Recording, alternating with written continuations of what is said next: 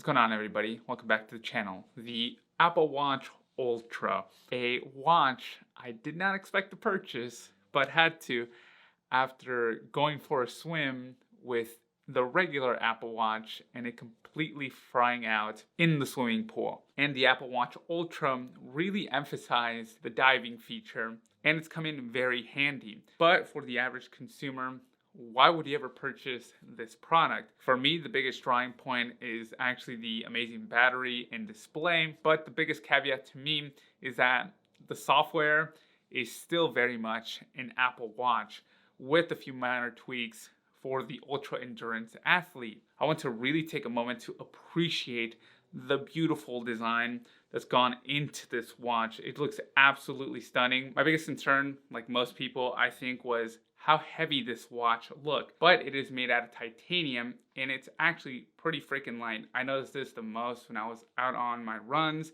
The watch is just as light as a feather, never getting in the way. There are now 3 buttons all across the device. Apple was touting this as some sort of revolutionary new thing, but the action button comes in quite handy. For me, it was mostly during my swims where the screen would not function correctly. While I do really like the action button, I wish that there would be more applications that took advantage of it, but I'm pretty sure that could be resolved with future software updates. Where I think that the design is most intrusive is that it's 49 millimeters. I think if you're a female, just look at the size of this on my wrist, and I have very small wrist for a guy. I just don't think Apple really thought it through, and hopefully they make maybe a 47 millimeter version. On the right side, you'll notice that the button and the digital crown are now flushed. For me, the digital crown did take some getting used to. It was just like a really weird feeling to feel something hit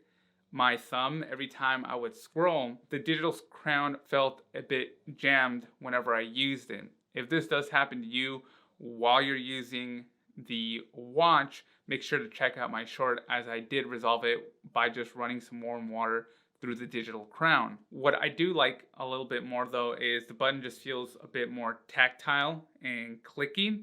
It just has a really nice feeling to it. In addition, I did hear that some people would accidentally trigger it. For me personally, that has never been the issue. The Apple Watch Ultra also introduced 3 new bands. I personally went with the Alpine Loop because that's the one that was most advertised, and the white one because it's the most neutral one. That was a very big mistake. As a runner, I would not suggest this band at all. Probably just go with the Ocean one. Kind of weird that I suggest that because running is on concrete floors. The white one is a giant dirt magnet and it just soaks up a lot of sweat. However, this is definitely a premium band. We've been begging Apple for a watch that lasts for a very long time. I got a day and a half out of this as advertised. And personally, I have the GPS. I didn't put cellular on there, so sometimes I'd be able to push for 2 days. It just depends if I was using the GPS intensively, and that is with sleep tracking on. I gotta say, the display is just so freaking beautiful. Apple has just really nailed it. I am a display fan, properly saturated, calibrated, even in the brightest daylight. You can just see anything on here on the screen. Pictures look really, really beautiful. That's also its downfall. I found this out more when I was sleeping. I would wake up and this thing would just blast me with white light. It was so uncomfortable. So I would suggest maybe turning it away for a second or letting your eyes readjust. The speakers sound really, really good. This is probably because they had to introduce a very loud siren into the watch in case someone is ever out there hiking and is in need of an emergency. I think it becomes more and more viable with the speakers being just way more improved for this to become a daily driver for anyone that wants to reduce the screen time on their phone. I know that with the watch on my wrist, I'm just less likely to touch my phone and dive into certain apps. Personally, I've always used the Apple Watch with all of Apple's stock apps. That's a very rare thing for me to do. Eventually, I think that the Apple Watch series will run into the iPad lineup problem where the software is all the same. Yes, they introduced the diving calculator, which automatically gets triggered when you're in the water to activate water mode. Better GPS for anyone that's running an ultra marathon in a condensed city, and a bunch of little pins so that when anyone's out there hiking, they can place a landmark and without signal can be brought back to safety using those points. That's really cool. I think I'm a very active person, to be honest.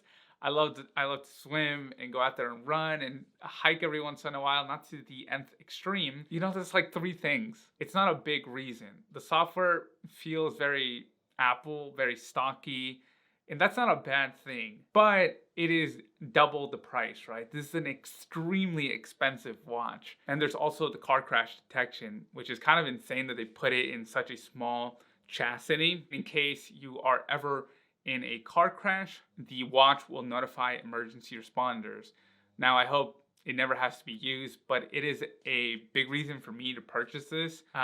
Also, I didn't know that they added a temperature sensor onto the watch, but it has now been brought onto here, and Apple really kind of hides the feature as it is only used when you're asleep. It would have been really useful a few years ago. Dressing this watch I found to be a little bit complex. It's just massive. The silver kind of sticks out, and unlike black, it doesn't super blend in. I think that the reason mine looks just a bit better is that these sport loops just have a tendency to go down and fall off with a curve.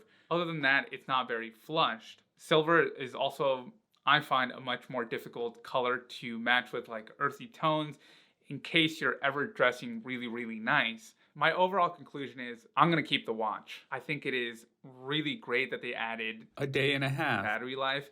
It's not 30 days, it's not 20 like some Garmin watches out there, which are freaking awesome. But I love the Apple ecosystem really, really well. The sleep tracking has improved a lot over time. The silver kind of has grown on me if I match it correctly with the right bands. The biggest concern was the weight, but after feeling it, it feels really, really nice. With that in mind, that's my review, my thoughts. It is one of the better products. I didn't expect to be very excited about it. I didn't even plan on buying the watch. And here I am 1 month later being very happy with the purchase. Let me know your thoughts down below. I love to hear your thoughts and opinions. Make sure to follow me on Twitter if it is not completely on fire. And also follow me on True Social as I post there every once in a blue moon. At the end of the day, I thank you so much for your time and your attention. My name is Hongos, and I'll catch you in the next one.